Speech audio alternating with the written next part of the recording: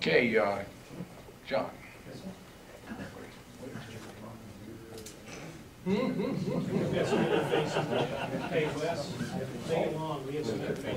We have a very eager speaker here.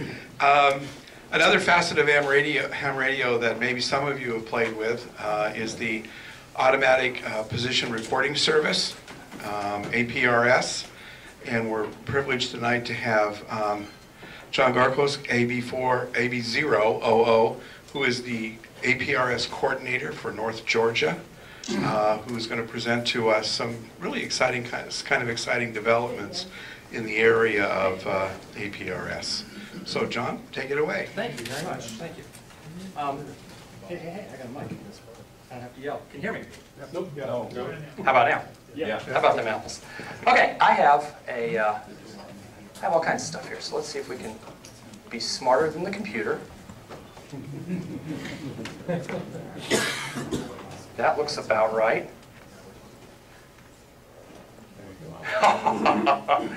Would anybody catch my presentation over at the Gars Club in November? All right, so my D-Star jokes are still fresh too. Cool. I fought with this thing for 20 minutes. It was the most embarrassing thing I have ever done.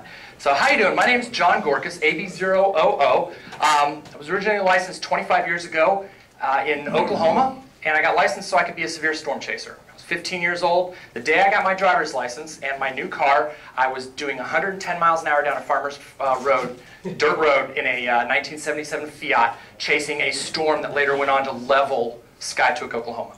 And I was part of the chase team. I was being vectored by National Weather Service.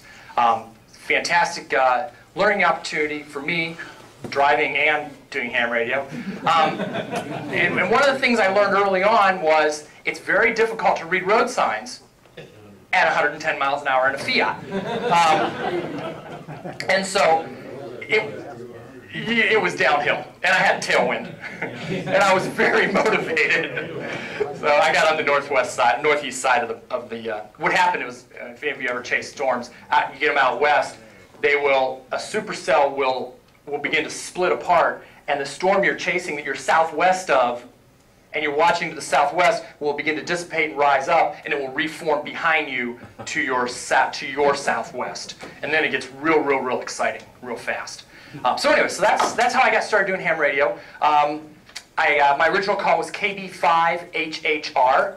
After about halfway through my first CWCQ, I realized no one would ever come back to somebody with 16 dits in a row. So I got licensed, I got upgraded, and I rolled the FCC dice, and I came back with AB0OO, and I have still never made a CW contact. They just think I fall asleep on the key. Now it's the DA key. So, having said that, oh dear. Thank you very much. That was outstanding. I wonder if we can do that. You get all that? Yeah, did you get all that? Yeah. Any questions? Hey, all right, here we go. So, what is APRS? APRS, the Automatic Presence Reporting System. And that is, as of last DCC, when Bob Berninga, who invented it in about 1992, decided it's not a position reporting system, it's not a packet reporting system. He designed it as a presence reporting system. And it describes the presence of people, it describes the presence of equipment, it describes the presence of objects out there in the world, and it allows us to form a tactical map, a picture, if you will, of what's going on in the local area around us. It's not designed for DX, it's not designed for gaining global information or global insight. It's designed as a tactical information system. Supported by several major radio manufacturers. It's useful for both emergency operations and for day-to-day operations. I'll describe both of those to you tonight. And it's an example of highly successful integration, seamless integration between RF and the internet. One slide only, please. It is not all about maps, and I'll describe that in detail. But what happened is we got these APRS radios, we got a bunch of GPSs running around out there, we got a couple programs that showed us the maps, and that's all we got interested in. And then we were interested in that for about 6 weeks, and then you decided, you know what, I watch this guy go down 400 every day and back 400 every day. I know his routine. I'm now bored with APRS. And that's not what it's all about. So we need to get beyond that. Again, Bob Berninga, if you've never met him, picture the doc from Back to the Future that screams out 1.21 gigawatts. And now you have Bob Berninga in real life, all the time. He's a great man. He will be here, and then I'm going to go ahead and uncork this genie now. DCC, Digital Communications Conference, is coming to Atlanta in September. It is an exceptionally great opportunity if you're into experimentation, if you're into satellites, if you're into packet, Whisper, W1JT's Whisper stuff, anything PSK31, JSK, any of that cool stuff, DCC is the place to go. It's the movers and shakers in the digital world, and it's going to be here in Atlanta. It happens about once every 10 years that it comes to Atlanta. This September, we just booked the hotel yesterday. It's in the Sheridan Gateway down by the airport. Long commute, but it will be well worth it. There's a Friday session, a Saturday session, and then Sunday from about 8 in the morning until noonish is a working session. And this year it was all about APRS, and again, I'll talk to you about that. So, what Bob says, though, is it's about presence. It's not about the maps. It's not about figuring out where people are. It's about information dissemination. So we'll talk a little bit about packet real quick. APRS uses AX25 packets. It does not use connection-oriented protocol, so it's not the original packet you remember where Hammond and Hump to the top of Pine Log, and then I'm going to hop up to Jasper, and then I'm going to hop up to Tennessee, and you had to figure out all those. It's none of that, any of that. It's all, I'm going to transmit, and it's going to go out, and magic is going to occur, and the people that need to know about my information are going to get it, and nobody else will be bothered. There is some 9600 baud stuff. They're doing it really well up in Seattle. If we could get at it here, we will push to see maybe we can put an APRS repeater up on 440. We've got tower space up on Sawney Mountain that we can do that on. We actually have an antenna for it. We just don't have a radio. But Kenwood's been very generous to us in the past, and Don Wingo said he'll give me a 440 radio if I'm ready to do that. So the digipeters, and I'll show you our digipeter network, and I'll show you what our Georgia network looks like here in just a few minutes. So, APRS. APRS is a tactical information system. So basically what it means is I should be able to take an APRS-capable radio, whether it's one of these high-speed, low-drag THD-72s, which, by the way, are capable of being run over by a Jeep Wrangler and still working, with some love marks on the surface. Don't ask me how I know. I will tell you, don't ever leave one laying in the Baltimore airport. You will never see it again. This is my second. This is the one that got run over by the Jeep. My wife said, no more. So, but anyways, when I walk into an area, I walk into a region, I get off an airplane, I fire up my D72 radio, I should be able to learn all these things within 10 minutes. It's the local tactical information about the ham radio community that I've just walked into.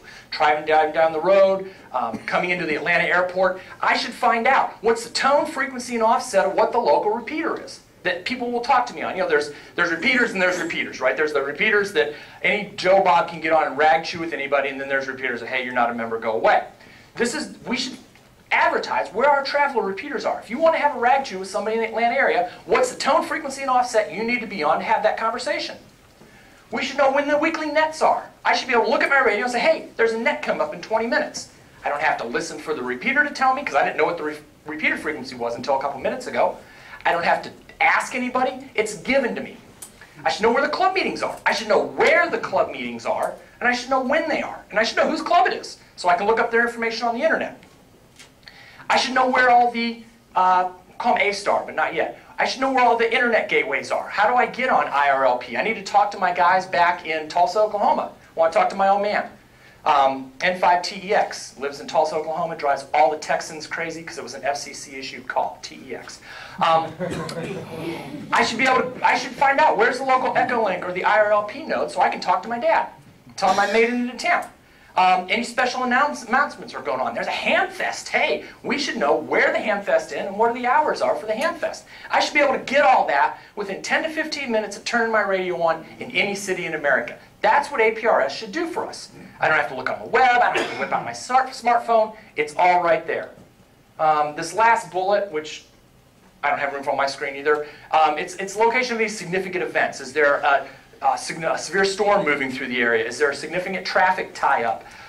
Is there a hazardous chemical spills or something going on that I should need to know about in the tactical situation? Now, there it is right there. Location significant civil events. As we get better at this, we should know, hey, what's the speed out here on 400 at 285, maybe at Windward Parkway? What's the speed on this road? We can pull that information and we can send it out over our APRS tactical network. That'd be a great thing to know. It shows up as a little blop on my map or a doodad on my radio that says, hey, 2 miles ahead, the speed limit's only, the current speed of traffic northbound is 40 miles an hour, current speed of traffic southbound is 50 miles an hour. We can do that. We have the technology. We're not pushing it yet, but it's there. Find out about satellites. I should know when satellites are overhead. I should turn my radio on. I should start beeping and say, hey, if you QSY over to 144.825, you can talk to an astronaut, if you're lucky. Local weather conditions, right? Another great piece of tactical information. I get off the plane. Before I ever walk out of the terminal, I know what the temperature is at the closest weather station to me, so I know what the weather's like, in case I can't look outside. Finally, the location and frequencies of all the other APRS users in town. Where are they all at? How far away am I from my, what frequency are they? What's their voice frequency? So if I see them I say, hey, this guy's only 2.5 miles away, maybe I'll give him a call, see what he's up to. If he wants to have coffee, I'm only in town for a couple hours. That's how you find out. So what can you do with APRs? Now we know all these things we can learn, right? I mean, there's good stuff out there. This is great information about being a ham. Well, what can we do with it? Well, we can send and receive global email addresses. There's an email to APRS gateway. An APRS message is longer than an SMS message, but shorter than 255 characters. But you can send email from your radio, your ham radio. It'll hit an internet gateway, and it will get sent onto the internet and get delivered in somebody's Gmail mailbox. Goes the other direction, too. Once you've sent an email out, it clears you, and it clears that person to send email back to you. And so that works. I don't have an example of that in my slide, but if you want to know about it, I can tell you more. Send and receive global APRS messages. We've got SMS. We've had SMS since 1992. Text messages since 1992. Hanging in our back pockets off of our doodad radios that we don't pay a monthly fee to use. I can send an email, a text message right now to my good buddy George Lucas over in Germany. And it'll get there. And he'll get the response and he'll be able to talk back to me. And we'll just sit here and look like teenage girls. I have 3, I can say that. It's a blessing. Yeah. So we can do that. We have that technology already. We can send these messages. I can sit there in church and send a text message to my buddy. Preacher never knows it. I can query the system for the closest IRLP and Echolink nodes. Where are they, and how do I talk to IRLP and Echolink? I ask the system, hey, Echolink, where's the closest node? AVRS is the system. IRLP, how do I get on it? What's the frequency, tone, and offset? How do I get onto it? Look up names and locations based on call signs. And I'll show you an example of this here in a second. It's pretty slick. I do it all the time. I'll be cruising down the road. I'll identify on the repeater. Somebody will come back to me. Hey, this is KJ4OIT. I know this guy. I talk to him all the time. I have no idea what his name is. I punch it into my radio real quick. I say, who is KJ4OIT? It comes back to me and says, hey, it's James, and he lives in Cumming, Georgia. That's slick. That's slicker than snail snot. I'm not dorking around with my phone. The radio's right there in front of me in the truck, and it's not illegal to do that. It's illegal to text message in Georgia, but you can still mess with your radio all you want. So you can look up names and locations, names and where they're based out of. Over the air, real time. Cool stuff. And it works for all of Canada, all of the United States, and most of the European countries. You can do that. I have not tried anybody in Japan, never talked to anybody in Japan. There's a, I've never used this, so Bob swears by it. It's called a CQ server.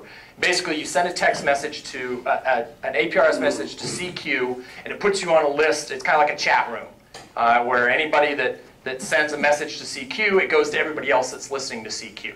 And then it's a Twitter feed. It's a Twitter feed. Thank you. That's the word I got to put that in my... There's not copyright or anything on that. Twitter feed. Twitter feed for ham radio, we can do that too. And we've had it since before Twitter was around. We receive near real-time National Weather Service messages for county notifications.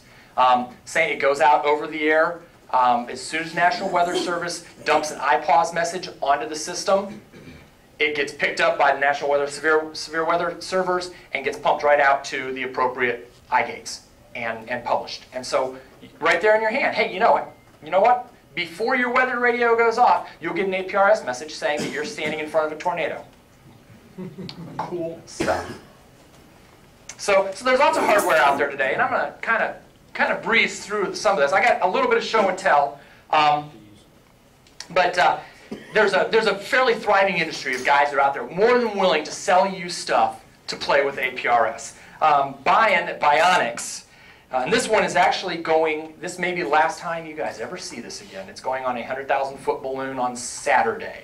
We're launching out of Forsyth County. I've got this little dongle hanging off. It's a pressure sensor.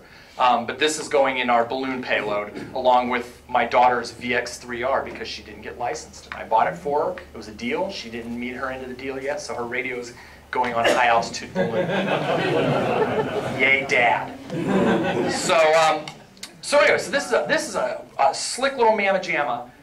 It's about 3 times more powerful than your average MFJ TNC. I would say it's probably more powerful than this KPC3 that I have up here in pieces. That's a Cantronics KPC3 Plus. Probably the worst TNC ever manufactured. It's got a horrible, horrible firmware bug in it that makes it essentially useless to use for the type of APRS we're deploying here into Georgia, and I'll explain that in a minute too.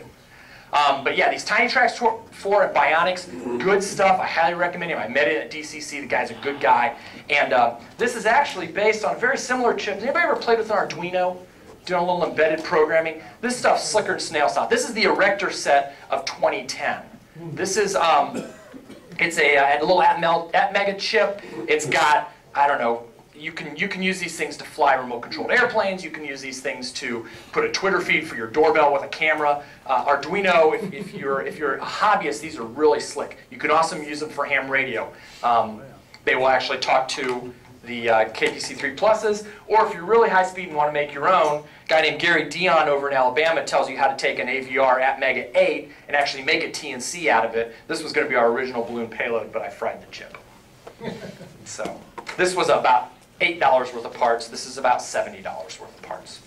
So when you fry it, you have to have another plan. So anyway, so the Bionics guys are pretty good. Argent Data Systems is another company that's very active in the TCP world, or the packet world. They do some really good stuff too. They make a USB version, they have a serial version. Again, some guys I highly recommend if you want to play with APRS. These are the guys to get the stuff from. However, let's not forget about Kenwood. Like I said, they're more than happy to sell you a radio with a GPS built into it. It's got all the APRS stuff. It's very slick. It does messaging from the keyboard. And like I said, this has got a GPS built into it, as does Yaesu's, and Alinco does not. But so it's a system. What I'm trying to get at is it's a system that's well supported. It's come out of the hobbyist, I say hobbyist, the experimenter, the guys that go to DCC every year. It's come out of that phase. It's in mainstream ham radio, and there's hardware that's available that works very, very well. GPSs, I would say probably everybody here has got at least one GPS device of some type. You've got them in your phones, you've got them in your cars, you've got them probably stapled to your children like I do. Talk a little bit about, all the garbage up there is just that. It's garbage unless you're a programmer, but the radio knows how to deal with it and knows how to transmit it over the air. This one was actually at my house, believe it or not, 3410-8407. I'm pretty sure it's my house. I shouldn't know that. So, so once you've bought your radio, again, the new radios and most of the new stuff that you're buying now, about 8 years ago, 9 years ago, they went to what's called new paradigm digipeating. We started out with some real problems where this guy would digipede over here and he wanted the whole world to know about it. And a lot of it's user education, which is why I'm standing here tonight. Nobody outside of Atlanta cares where you are.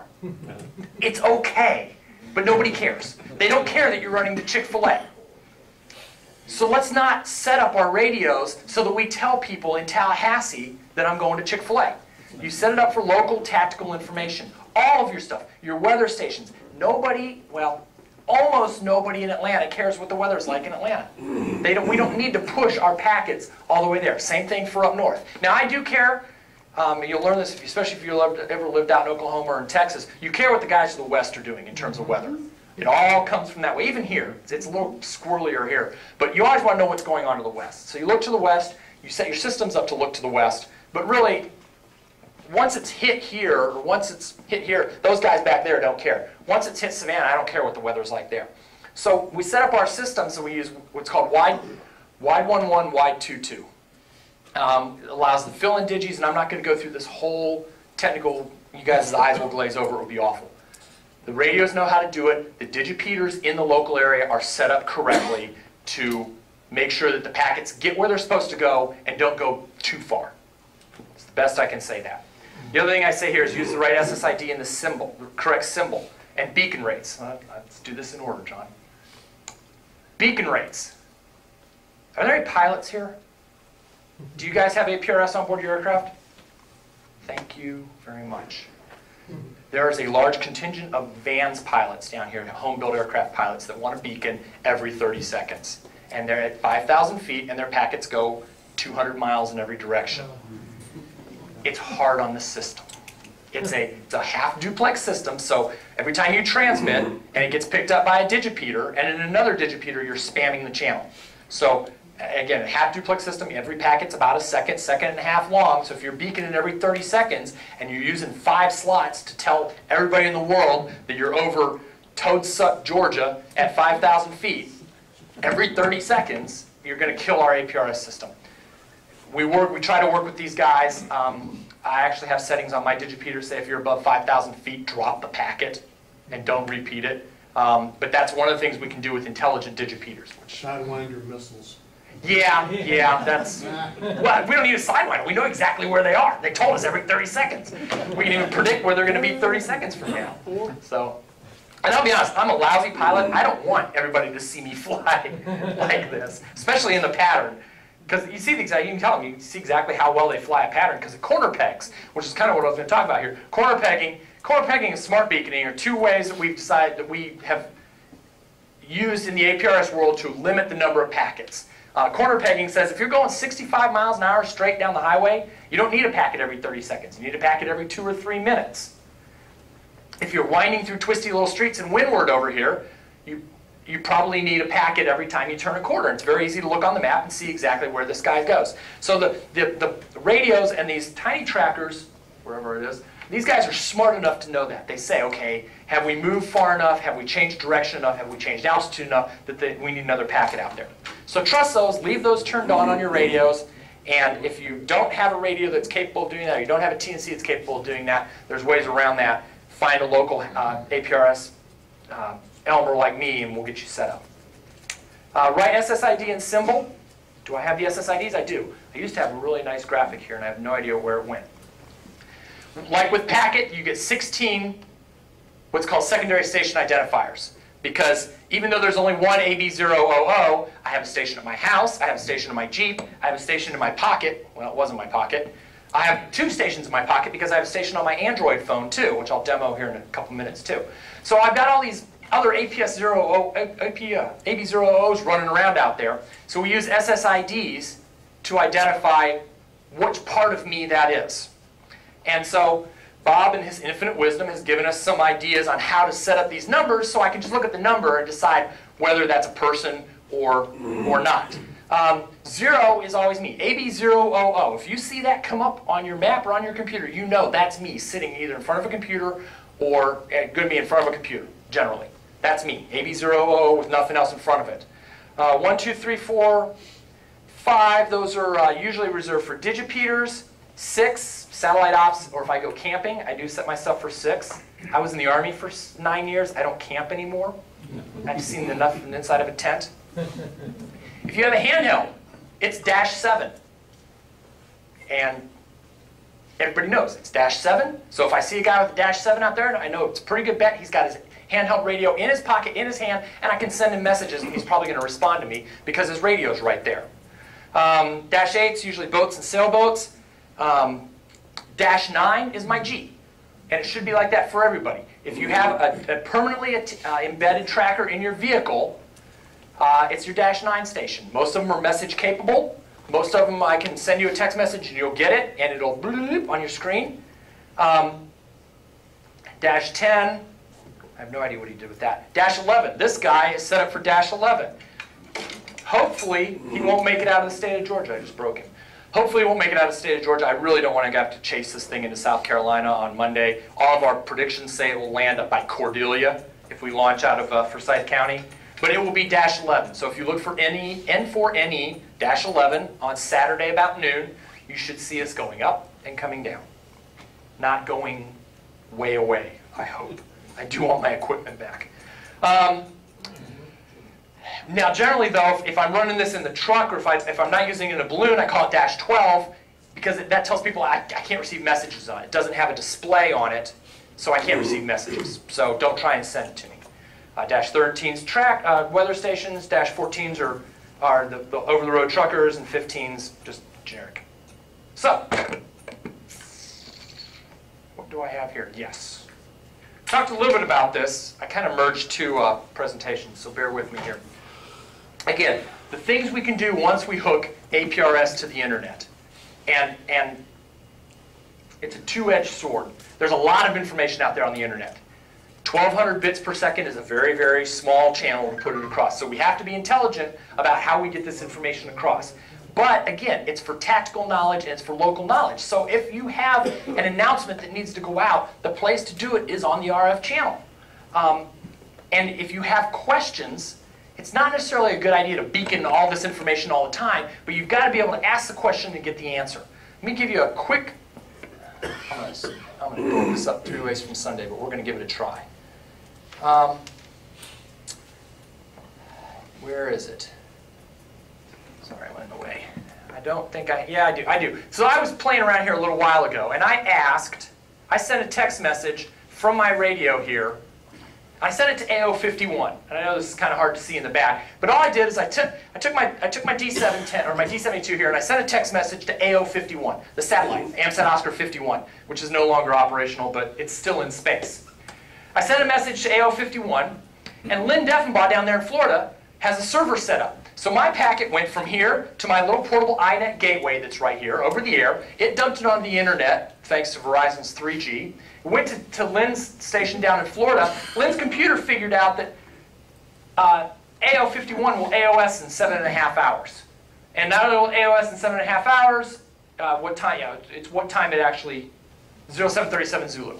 So it will come, it will rise. So I know when the satellite will be in view. So he sent me back an ACK and he told me that information. Unfortunately, I don't have a two-way iGate set up because a cable broke. I broke one of the connectors in my cable here tonight. So, but what should happen then is it goes from my radio to that radio, onto the internet, through the cloud.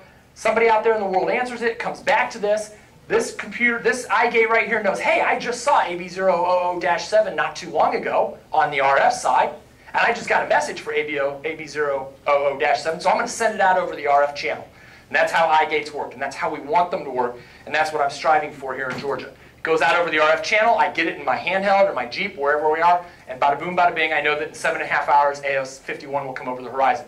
Dead as a doorknob, but it will come over the horizon. I think I did an example of a Whois query here too. I think I queried myself. Let me see if I can find that real quick. There we are, right there. So I asked it, right here. I sent a message to Whois. I said, who is AB0OO? It doesn't care about case. And the Whois server down in Texas, because this went out over the internet, again, through that path I just described to you, came back and said AB0OO is an extra class. John M. Gorkos lives in Georgia in the United States. Good stuff. Came out, again, if it had gone through N4NE up on top of the mountain, it would have come out over the RF side, but I broke my cable, so it didn't come out over the RF. It's the last 100 yards that kill us every time. Where's my... Yes, it didn't. Okay. So, call sign lookup, satellite pass information, recent location. I can ask AVRS. If I send a message to AVRS, and I put N4AC question mark, it'll tell me that last time it saw Randall was 3 hours ago, and 3 hours and 15 minutes ago, and it saw him 2 miles south of coming. So I can ask the system, where was the last time you saw so-and-so? And it'll tell me how long ago it saw them and how far away they were from the local mate, whatever the closest town is. That's kind of slick stuff too. If I'm kind of worried about somebody traveling, my dad's going to be driving down here for my daughter's high school graduation here in a couple weeks. He'll be running APRS the whole way. If I need to know where he is and I can't get to a map, a computer with a map, I can just say, hey, AVRS, where is N5TEX? It'll come back and say, well, there's an N5TEX still in Tulsa, Oklahoma, but that's his iGate. There's an N5TEX 10 miles south of Memphis. That's my dad. And I know he's moving. And I described all those other things. We are going to talk about AVRS here in just a second. Satellite pass information, I just described that. It would be extremely helpful if AMSAT could put a bird in the sky that stayed there. Yes. I donated about $500 to 3G, phase 3G, and it's now circling as a smoking heap of ruin around the Earth. So there's how do the location lookups? You send a message to AVRS, and this AB0OO guy, he's everywhere. You send a message to locate with a call sign in the body, and it will come back to you and tell you exactly where the last time it saw that APRS station was. Whois? That's Pete Lovall's doing that out of Texas. AVRS. All right, any D-Star fans here? It's okay. Don't be ashamed. Yeah. D-Star is a fantastic idea. There are some really good things that happen with D-Star. The fact that it's illegal to transmit it over amateur radio frequencies because it's a encrypted codec really has no point being brought up in this forum. Because it's not. It is illegal as all get out. So, but there's some really good things that D-Star does right. It's good integration between the internet and the RF world. It's got location stuff. You can link two radios, two RF radios, handhelds. Go get Mark down at HRO talking about D-Star sometime if you've got 3 or 4 hours to kill. He gets so excited about it. It's a great idea. AVRS is A-Star. It's the analog version of D-Star. It's using all the stuff that we already have in place and stitching it together just like it's D-Star, except you don't have to pay ICOM your hard-earned money, and it's legal. I'm done with that now. Basically what happens is AVRS is a server that sits out there, and it's constantly asking the IRLP servers, the wire servers, and the IRLP servers, what nodes do you have online, and where are they, and how can I get to them? And then, if I want to make a call, we'll use my dad again in Tulsa, Oklahoma. I want to call N5TEX. Well, actually, first of all, the first thing I want to know is where's my local AVR, my local internet node. So I send out a message to AVRS with a question mark. It'll come back and say, hey, you've got an IRLP node 5 miles north of you and an Echolink node 5 miles south of you. And here's the frequency form and everything else. And if I get it on my Kenwood, which unfortunately I can't do because my cable's broken, I would just hit the tune button. And my Kenwood automatically changes to the right frequency, puts the right offset in, and puts the right tone in. I key up and boom, hey, there's a repeater there. Didn't have to hunt through the repeater directory. I didn't have to do anything else. So now I want to talk to my old man, N5TEX up in Tulsa, Oklahoma. Well, I know he's got his APRS rig on. He's driving around town. He's got his D700 in there. And so he's beaconing, and he's getting picked up by the local iGate there and put into the system. And there's a computer sitting in my house. Actually, it's in a data center now. That's watching everybody out there on APRS. Everybody that's sending out their packets knows where everybody is. Kind of stalkery if you're a teenage girl, but it is. It knows where everybody is, and it knows where all the IRLP and Echolink nodes are. So if I say I want to talk to N5TEX, I say AVRS, hook me up with N5TEX. It'll send a message over the internet to his local iGate, his TX iGate, which will go out over RF and say, hey, AB0OO wants to talk to you. Please QSY to 146.82 plus with 143 tone. He hits the tune button and be prepared for QSO. His radio acknowledges that back to the AVRS server. The AVRS server says, hey, I know he got that message. AB0OO, you need to QSOI to 441.9, whatever our tone is up on top of the mountain, and call and N5TX is at Echolink node 1234. So I go over that, I hit star 1234, it links our repeaters up, I call N5TEX, and boom, I'm talking to my dad. Because call signs are like phone numbers. They're unique. Nobody else in the world has AB0OO. Thank goodness. We can use these call signs when we tie them in over the internet just like we would use a cell phone number. They're a unique identifier across the entire world, and when we have these internet links that are constantly parked on the RF spectrum, listening and sucking everything up, and they're capable of sending messages back out, which is where we've fallen down. But then we can make all of this stuff works. And it's AVRS. It's A-star analog with all the equipment you already have. I knew I was getting too cocky. Let's see if we can unring that bell. We can. All right. So here, it talks a little bit about it if you are done listening to me yammer here. It basically will set you up everything you need to do for 2 stations that are active on APRS that are within receiving range of a TXI gate. It will tell them how to establish a path over an existing IRLP, Echolink, wires, or very soon, what's the new one? What's the new one that's based on asterisk? There's a new internet linking protocol that's based on the asterisk VoIP system that's got some real pros to it. Mainly it's open source. But anyways, that will be tied in as soon as I can get on the phone with the guy in California that actually wrote the program. So that's how APRS works. I'll tell you one more thing we do on the internet, APRSalert.net. It's a website that allows you to set up notifications for, it basically ties your position in the amateur world, radio world, into either SMS text messages or email alerts or something like that. I have a tracker in my daughter's VW Beetle. She's 18, she knows about it, it's legal. I have a zone set up around South Forsyth High School. Every morning she drives in her little tracker beep, beep, beep, all the way to school. I get a notification that if she enters that zone between 7 o'clock and 8:30 in the morning, I get a little text message on my phone. It says, AB0OO-4 has entered zone South Forsyth High School.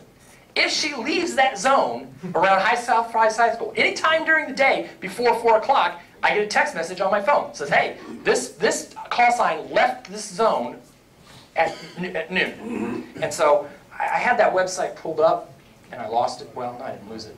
No, I didn't lose it. It's cool. Here it is right here. This actually runs, again, out of data server. This is something I did. Let's see here. I'll show you real briefly. I am not a web programmer. I'm a Java backend guy. But basically this says, here's all my notification addresses. These are the addresses I want to get notified. Oh, fail. Yeah, there we go, thank you. So, I've got a couple accounts in there, and I tell it, here's the zones. I got some zones set up. I got a zone around Sawney Mountain. I got a zone around South Forsyth High School. I got a zone at the Shelby Ham Fest, because I wanted to know when Randall made it to the Shelby Ham Fest. I got people I want to watch. What stations am I interested in watching? Anyways, it's somewhat complex, but at the end of the day, I can set up a zone with a Google map somehow. Map interface. I can set up a zone with Google Maps and say, if any stations come into or out of this zone, let me know. The next stage I'm working on is if you beacon an APRS position inside of an active severe thunderstorm warning area, it will send you a message saying you've just entered a severe thunderstorm or a tornado watch or tornado warning. I'm tying all that together. It's a little more difficult than I thought it was going to be.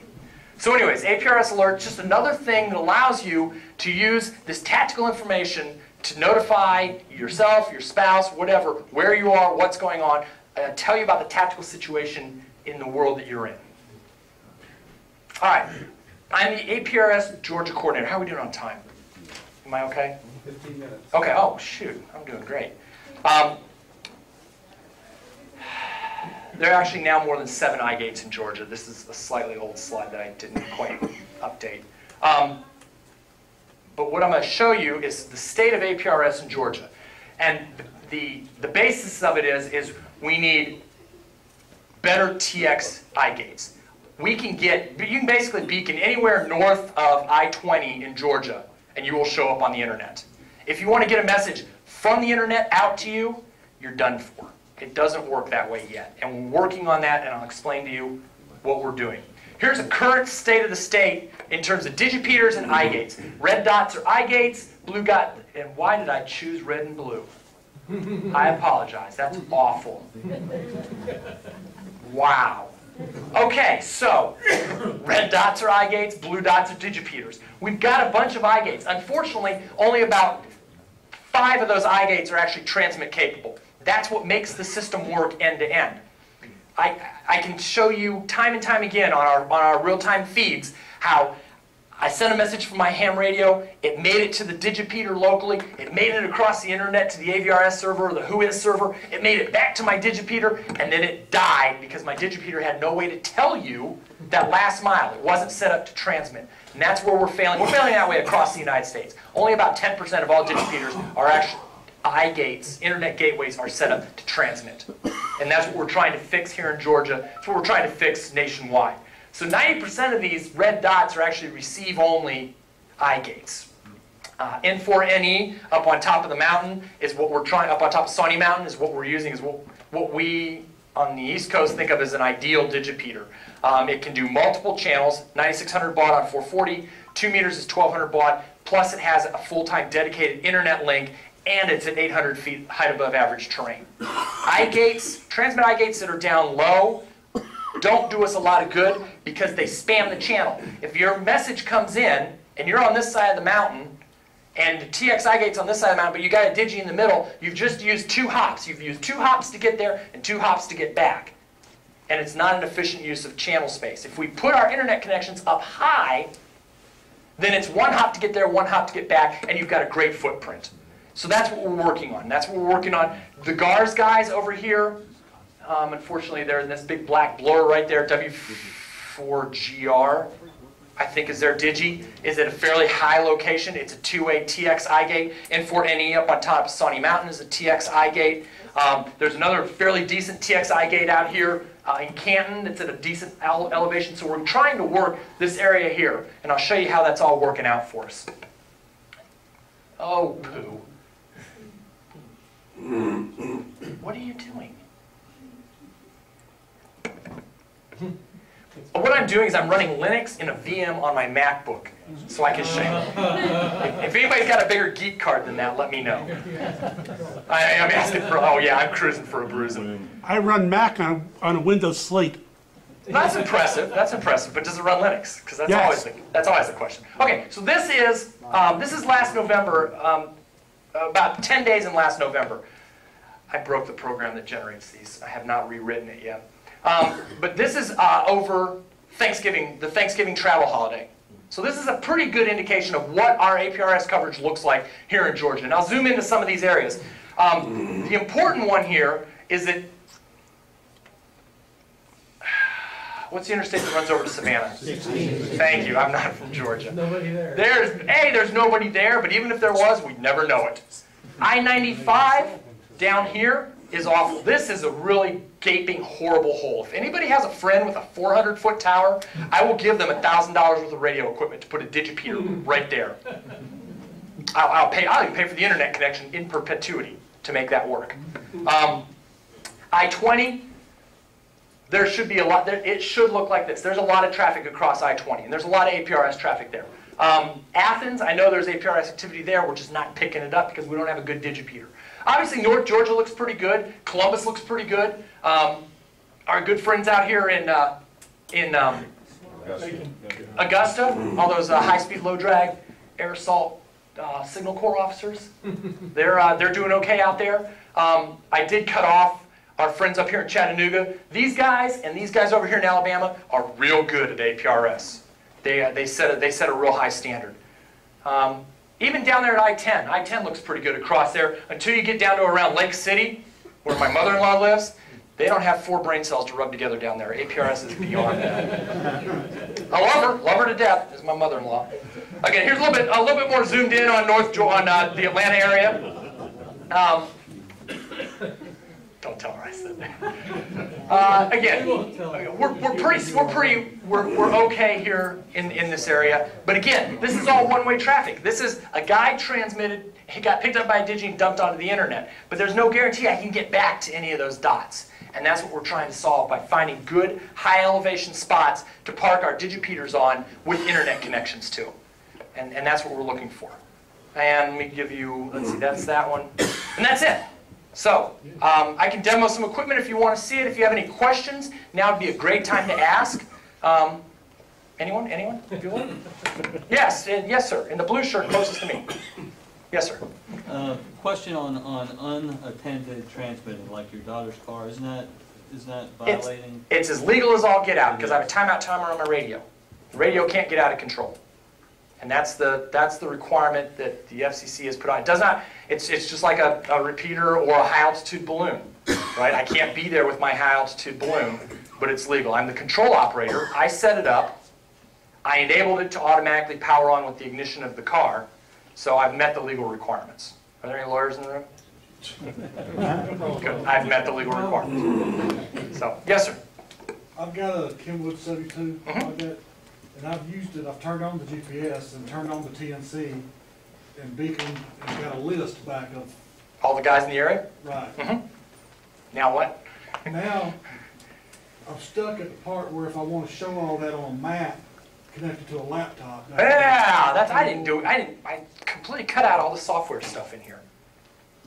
I sure did, didn't I? Well, let's look at the easiest one first. You've got all these notes on your website, though, don't you? Yeah. There's actually, I'm trying to upload this to the aprs.net. There's a Wikipedia page. We're trying to figure out how we can get, well, that's really ugly looking, isn't it? It's all the weather stations. If I can turn off the weather stations, we'd be in business. There's a way to do that. This is aprs.fi. This is run by a good buddy of mine over in the Netherlands, Hesso. And he's got a server farm that camps on the APRS internet stream, and he's got this tied into Google Maps, and how do I get rid of those darn... There's a way to get rid of the weather stations, and I'm not going to stand here and look like a fool and try and do it. We can zoom in a little bit closer and get rid of some of these weather stations, though. So here we are right here. This is something that the club should do. Every club meeting should have a big honking neon sign on APRS that says club meeting right here tonight. It should go up at noon the day before, and it should go down when the club meeting ends. Every night for your net, on the repeater that you do your net on, it should start beaconing net in 2 hours. Our nets are Sunday night at 8 o'clock. Is that when the North Fulton net is? Sunday night. I've got it on my phone. Sunday 8:30. Sunday at 8:30, right? I should be able to pick up my D72 and look at that and say, hey, here it is. And I should be able to click on here. Let's click on N4NE real quick here. Or not. You sure? No, that's close. There's our repeater, North Georgia, 147.15 North Georgia, right? Tells me right here all the information I need. This is our frequency, this is our tone, this is what our range is, this is when our nets are. 2000 Tuesdays, and we're in Cumming, Georgia. When we have meetings, our meetings are the second Monday of the month. We boop up there. I can show you here. Let me show Okay, you. so this is some guy's website? This is a website. This is the easiest way to do that. Well, I'll talk about jacking into your D72. I don't have this. I do have software loaded on here. So there's software I can put on my laptop and do it with the USB cable. Yep. What about to my To your Android phone? APRS Do you actually Droid. get a mini to micro USB that makes such a creature? Would that work? Not so much. The phone has to be capable of putting the USB connector into host mode, which requires a rooted phone. And if you Okay, that's root, coming out with ice cream sandwich. will ICS allow you to set this up as a host mode? Yeah, that's the case. The other thing, I brought the adapter. If you have a Bluetooth to serial adapter that plugs into your TNC or plugs into your radio, you use Bluetooth to talk SPP protocol to your radio, and every phone's got Bluetooth on it. So that's doable, believe it or not. This is not the right adapter to use because it requires a hardware handshake. But there are serial to Bluetooth adapters that are not made by IO Gear that you can. You just plug in, you build a little... You're saying I need a for the Kindle, I need a USB to Bluetooth. No, yeah, you use serial, because there's a serial port on these things, right? There's the USB port and there's a serial port. It's a 2.5 millimeter, 3 conductor stereo. My port. phone sees you and Mac. Sees me what? I see you and I see Mac On APRS Droid? on a Windows phone. Oh, you see it says, Your Wi-Fi hotspots. oh, our Wi-Fi hotspots, yeah. Which doesn't really count as APRS, but I am there, yes. But so yeah, there's APRS Droid written by George Lucas. It's available on the.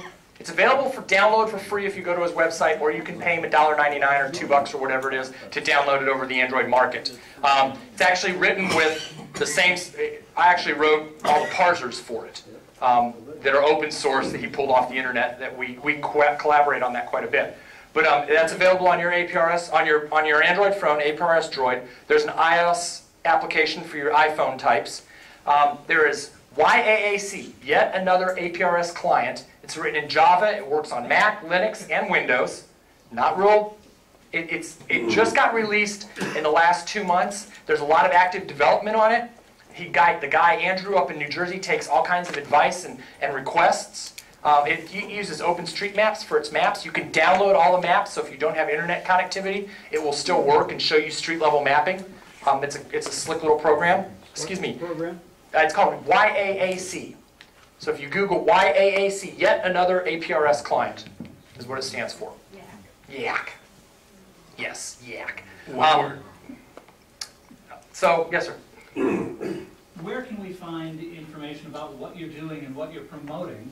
I was on, and I think I still am, on the Reflector. Yeah, there's a North Georgia APRS Google group that I have bits and spurts of excitement about.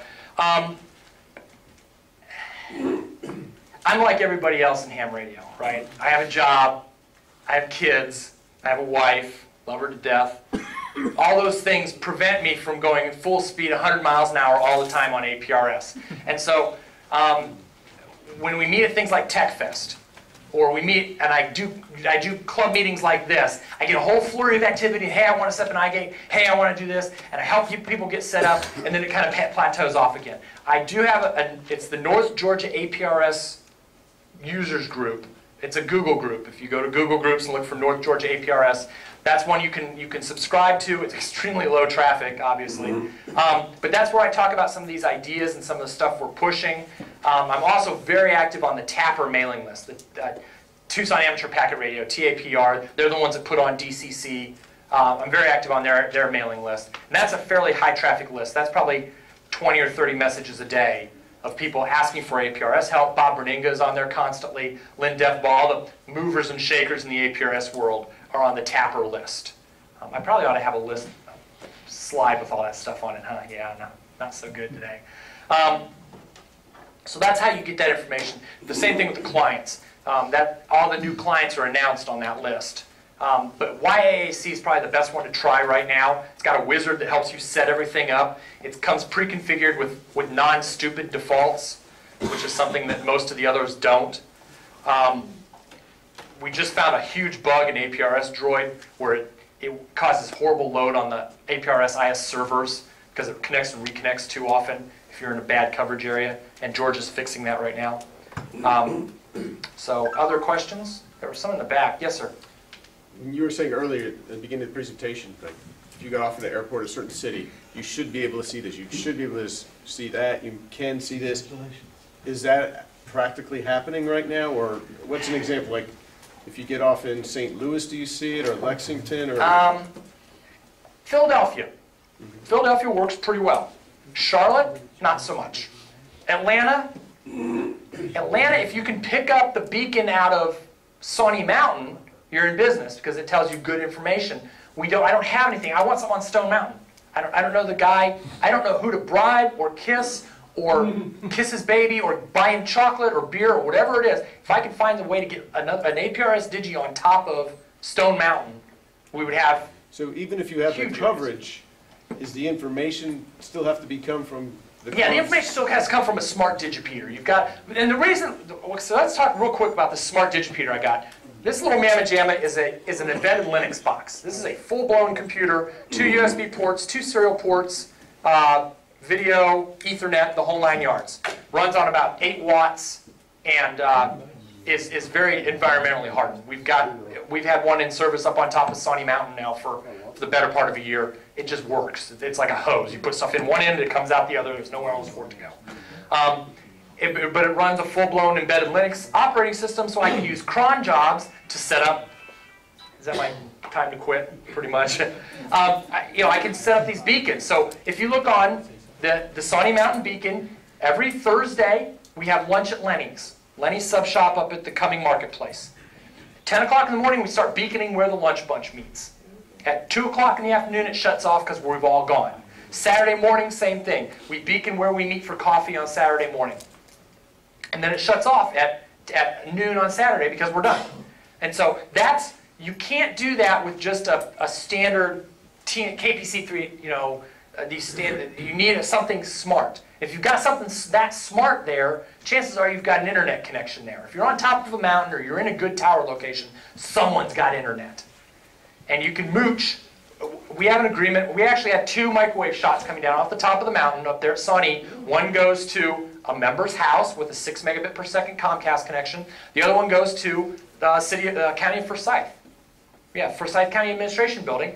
They give us, we told them our bandwidth requirements are about 40 kilobits a second, which is nothing. I mean, they've got multiple bonded T1s. It's a drop in the bucket. And now we have dual redundant internet connections going to the top of the mountain. We run 150 megabits per second over that microwave link with standard off-the-shelf gear that costs about $80 an end. So for $160, we have a complete high-speed digital radio link that we're using. Okay, what I'd like to do is, can you stick around for questions I can, afterwards if there are some folks with specific questions?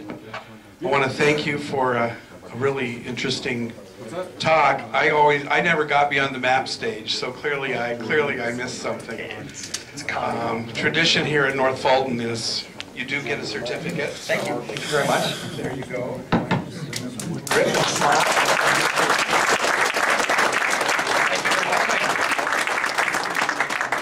I'll hang around. Claire, you ready to do your job?